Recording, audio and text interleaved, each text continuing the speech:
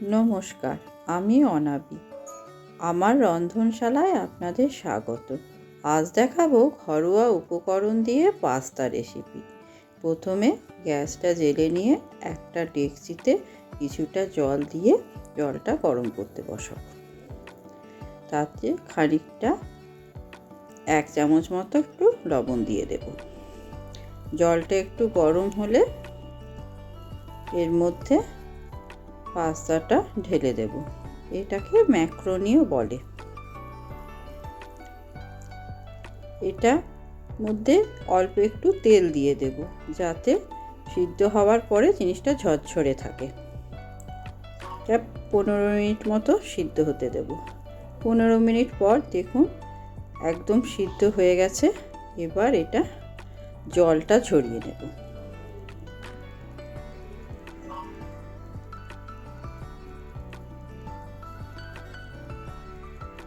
জলটা ঝরিয়ে নেওয়ার পরে এদিকে একটা কড়াই বসালাম। কড়াইয়ে খানিকটা সাদা তেল দিলাম। 1 টেবিল চামচ মতো সাদা তেল দিয়েছি।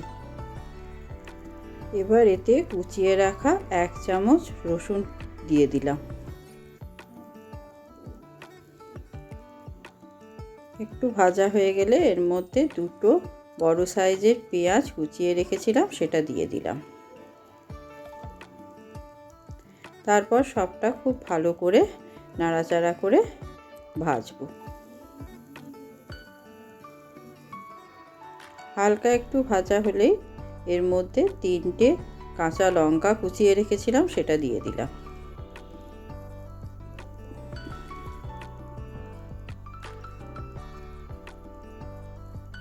পেঁয়াজটা আরও খানিকটা ভাজা হয়ে যাওয়ার পরে 2টো বড় সাইজের টমেটো কুচিয়ে রেখেছি সেইটা দিয়ে দেব। তারপর ভালো করে পুরোটা নাড়াচাড়া করে নেব।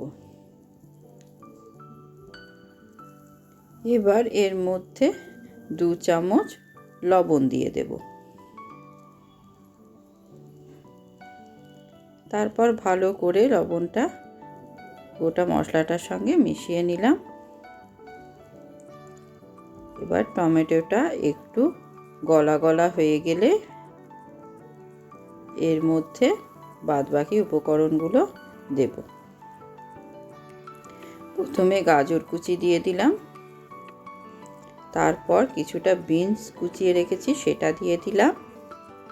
আর একটুখানি ক্যাপসিকাম কুচিয়ে রেখেছিলাম সেটাও দিয়ে দিলাম। এরপর পুরোটা ভালো করে মিশিয়ে নেব। 2-3 মিনিট এইভাবে নাড়াচাড়া করে ভাজবো।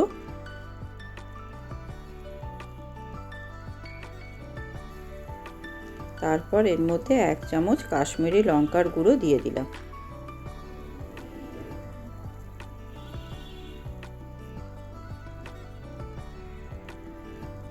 পুরোটা ভালো করে একটুখানি মিশিয়ে নেব।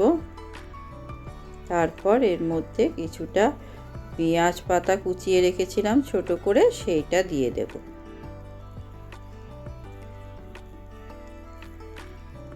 এটাও ভালো করে মিশিয়ে নেব।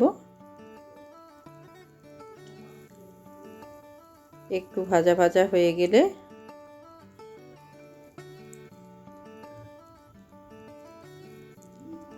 এর মধ্যে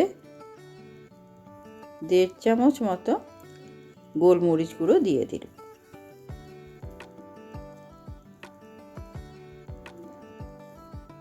এবার গোলমরিচটা ভালো করে মিশিয়ে নেব। তারপর 1 টেবিল চামচ মতো টমেটো সস দিয়ে দেব। সসটা খুব ভালো করে নেড়েচেড়ে পুরোটা মিশিয়ে নেব। এবার সিদ্ধ করে রাখা ম্যাক্রোনিগুলো এর মধ্যে ঢেলে দেব।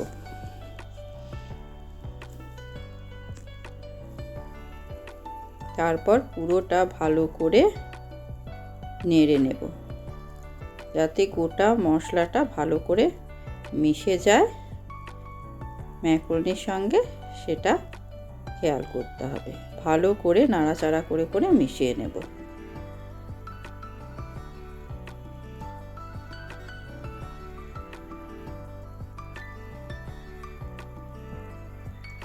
ব্যাস, এবার উপর থেকে খানিকটা চিজ গ্রেট করে দিয়ে দেব।